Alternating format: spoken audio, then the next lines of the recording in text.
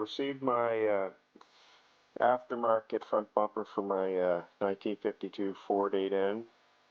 I must say, when I received it, the box was destroyed. Pretty much every corner is nicked up. When you flip it over, you can see all the chips. And see the great welding from China. Look at that, that's unreal. You would think the shipper, person I bought it from in the States off Amazon would have taken a look at it and actually had seen that, but I guess not.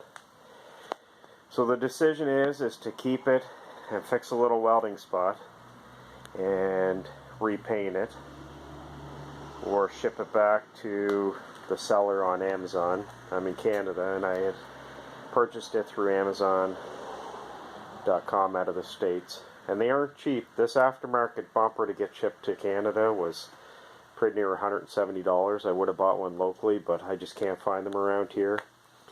And in order to get them shipped, if you do find a factory one on eBay, they are quite heavy, so the shipping would certainly kill the